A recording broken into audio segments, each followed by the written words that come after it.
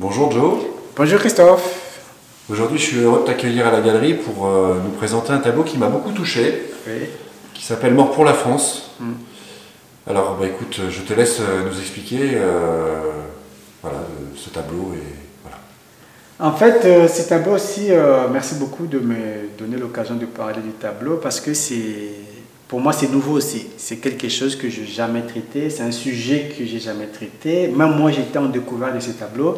J'ai dû faire des recherches, j'ai dû aller sur internet, savoir vraiment l'histoire. On a toujours parlé de ça, mais c'est là en faisant des recherches, j'ai vu alors, je me suis posé la question comment représenter ça. Donc tout en gardant toujours, j'ai fait des recherches sur des tenues, j'ai vu des tenues, j'ai vu qu'il y avait aussi des BDistes qui ont travaillé là-dessus, il y avait des gens qui ont essayé de travailler. Je me suis inspiré des tenues, j'ai fait des recherches sur les armes de l'époque, voir un peu comment c'était, je me suis inspiré un peu de partout, du chapeau, voilà. Et du coup, il y a une question après qui m'avait, en faisant des recherches, j'ai remarqué qu'on disait le tirailleur sénégalais. Ça, moi, ça m'avait toujours dérangé qu'on dise les tirailleurs sénégalais.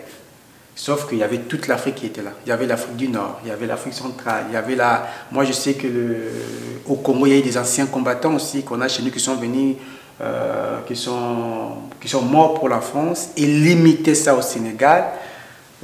Et quand je voyais beaucoup de gens aussi, parce que moi, dans ma tête aussi, pour moi, il n'y a que les Sénégalais qui étaient là. Donc pour moi, je vais trouver... Pour beaucoup de gens, je pense. Oui, oui, beaucoup de gens. Je vais trouver ça comme une forme de mensonge en fait. Et même les gens qui parlaient de ça, bon, mes frères sénégalais aussi, j'avais trouvé comme si c'était pas honnête de leur part de dire aussi que l'on n'était pas seul. Il y a eu des autres aussi qui ont fait la guerre, voilà.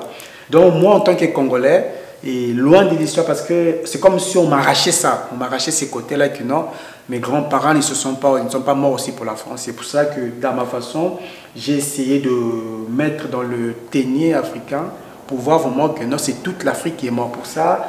Et j'ai essayé un peu je peux dire, de réquestionner l'histoire, quoi, différemment à ma façon, et ça a donné ça. Et puis techniquement, là un peu c'était un peu différent.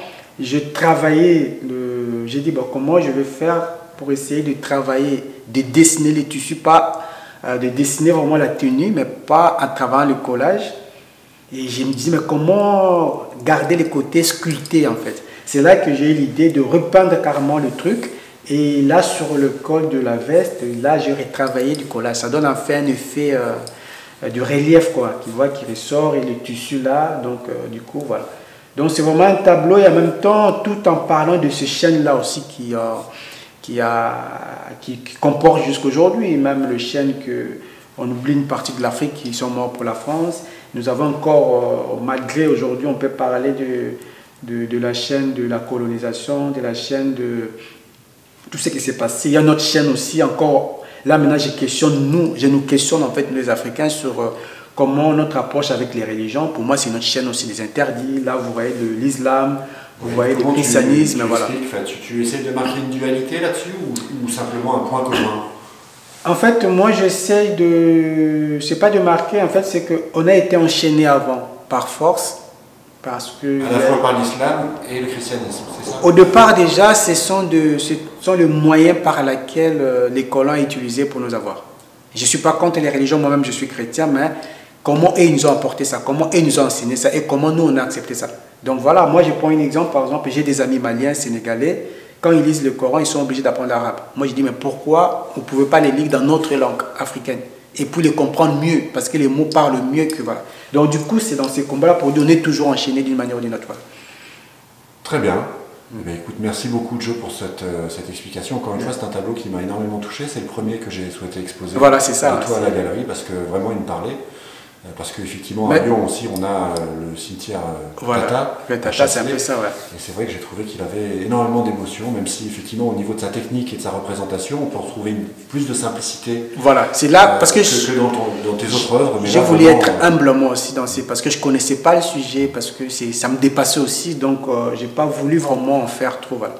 Très bien, Joe, merci beaucoup. Merci je vous rappelle beaucoup. Que vous pouvez voir cette œuvre 6 rue Ferracha à la galerie dans le 5e arrondissement de Lyon et bien évidemment également sur notre site internet www.la-galerie-marronnage.com. Merci. Merci au revoir. beaucoup, au revoir.